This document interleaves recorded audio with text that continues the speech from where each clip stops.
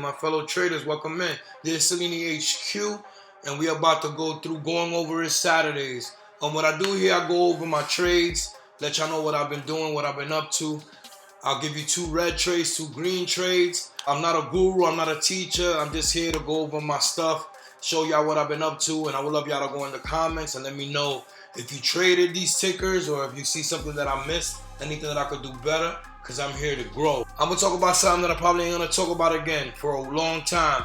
I'm about to build the system. I'm thinking about building the system. First of all, we're going to start with Sobr.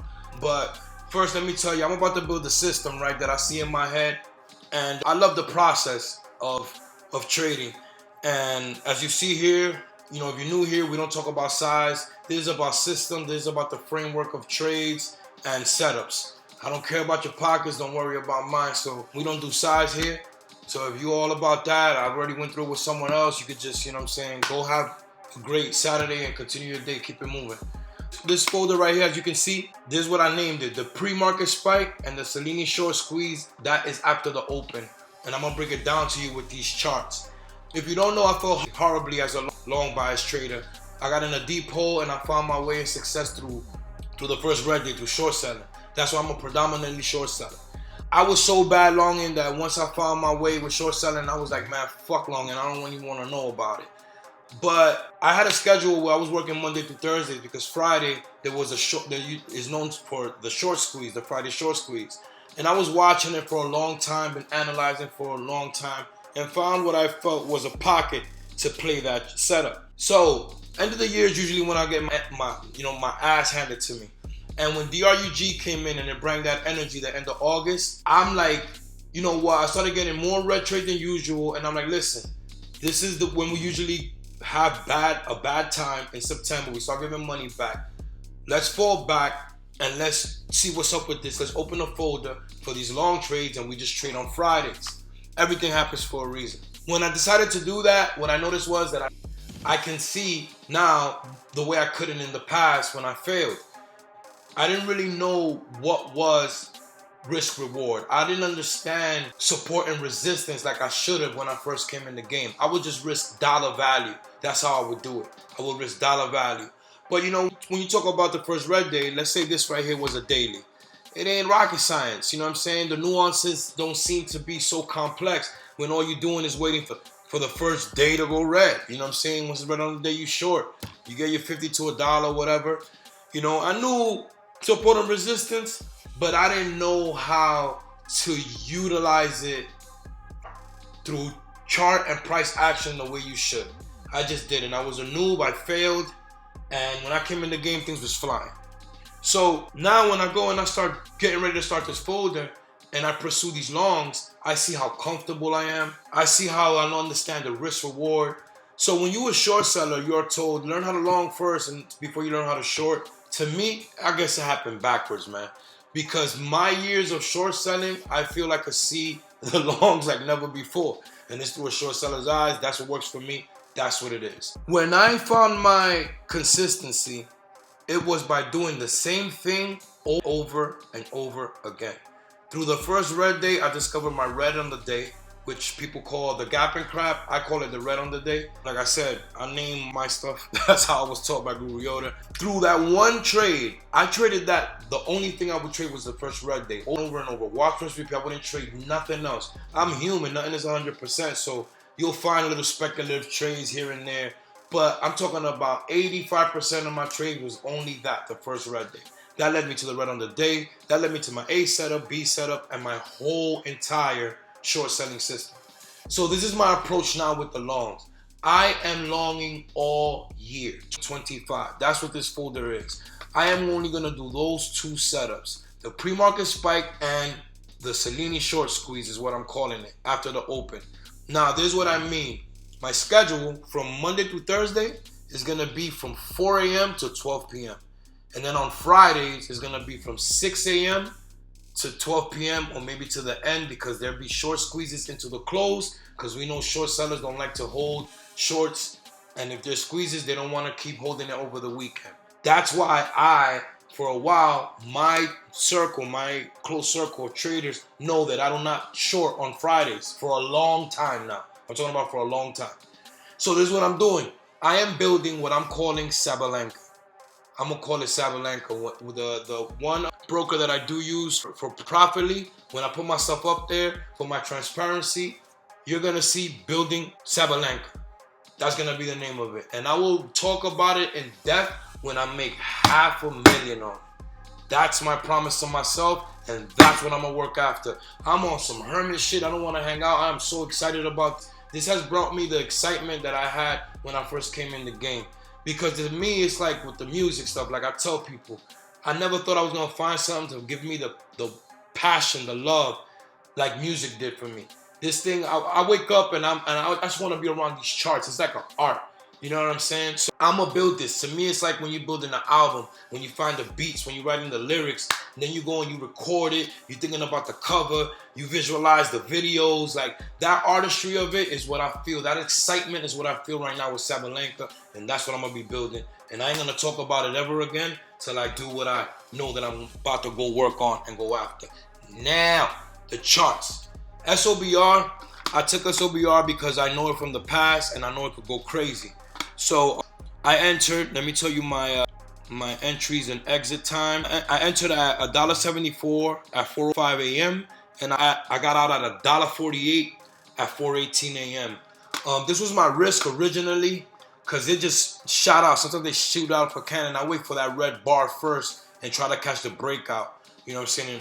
It would have been better if it would have happened here. Like go up here, dip a little bit, and then break out 150, psychological number, take off.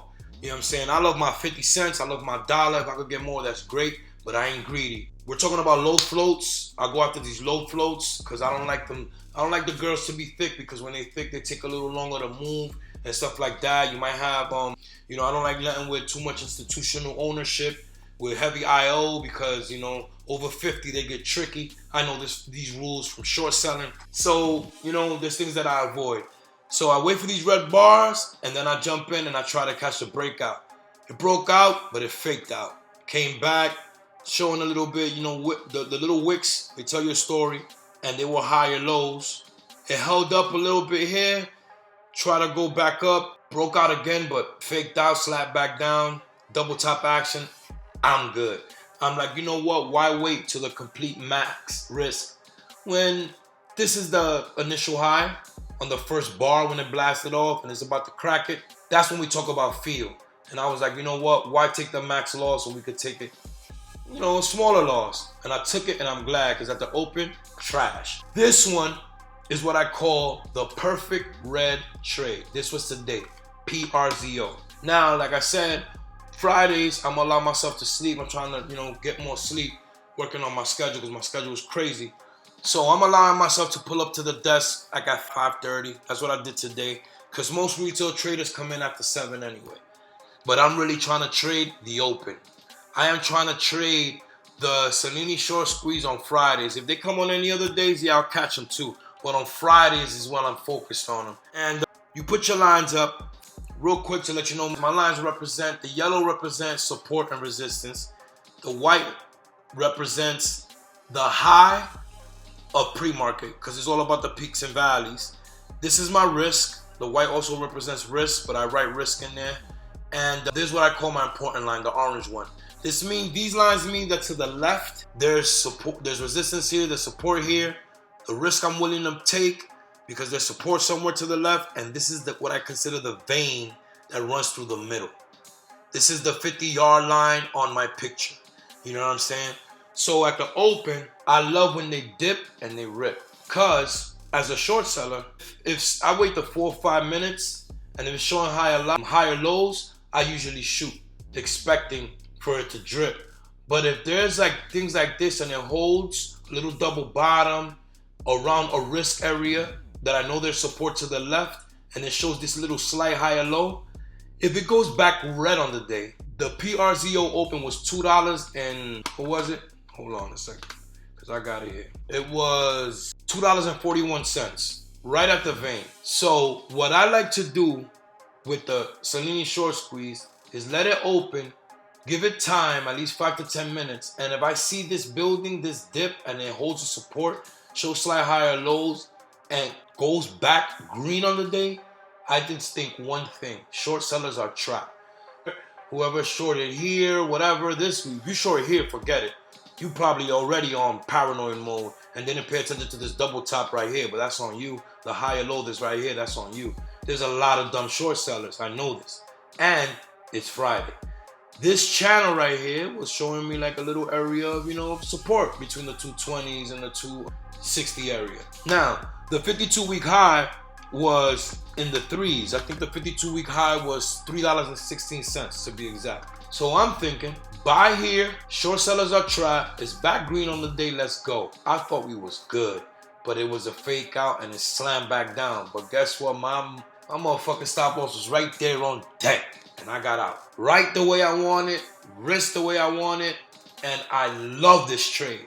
When I lose, this is the way I like to lose. I don't like to lose doing dumb shit. I like losing when I come up with a thesis, I have my risk reward, and it plays out. This is a great loss.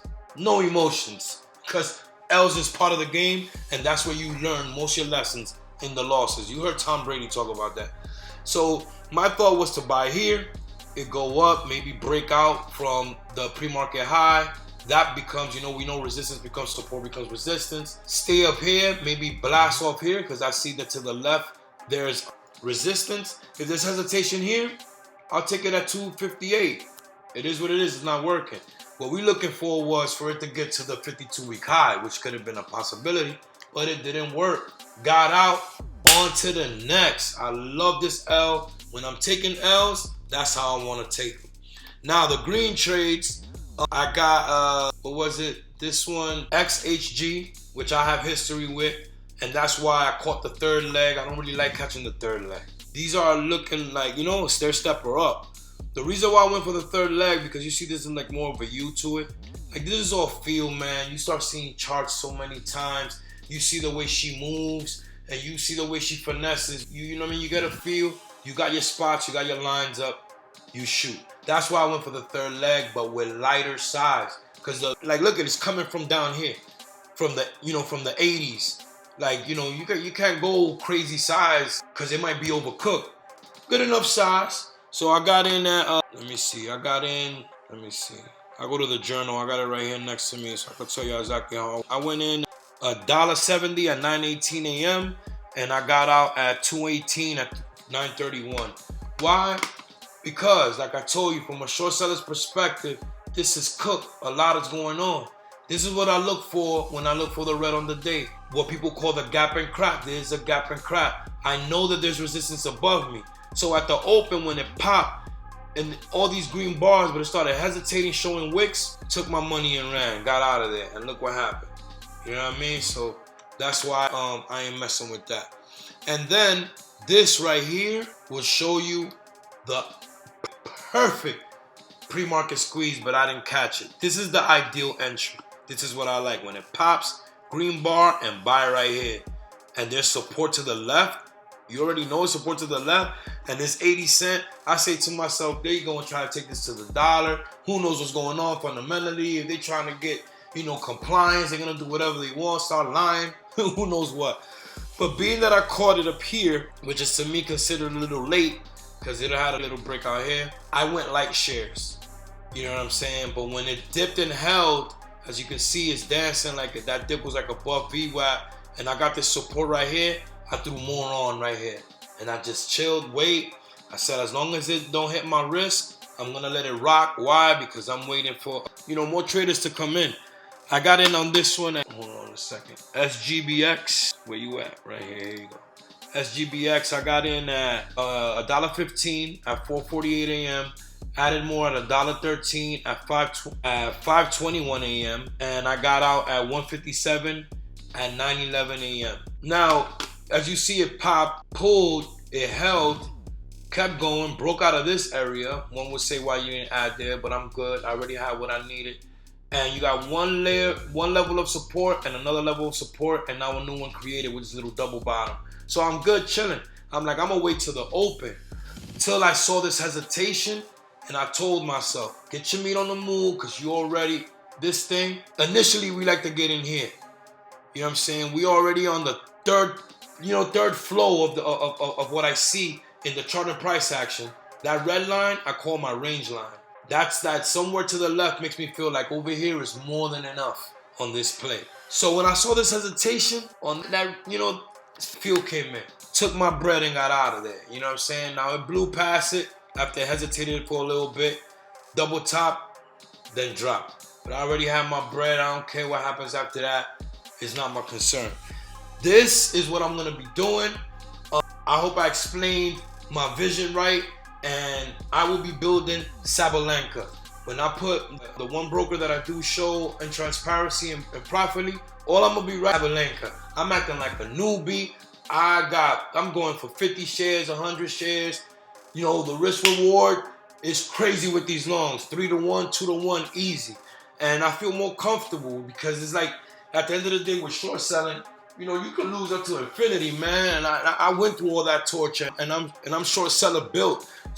So with this, it's like it'd be so smooth. It's like at the end of the day, if you put 1,000, you're gonna lose 1,000, not 5. When it comes to short, you can have a vision of $1,000 loss, and it could turn into a $5,000 loss. So the risk reward and the danger is way more light here. I want to learn this. I want to master this, and I'm excited. And I ain't gonna talk about it and reveal the whole thing till I have it on Smash, until I make $500,000. That's a promise that I told myself. And then I'll let people know this is Sabalenka. Check out Sabalenka. This is what I've been doing.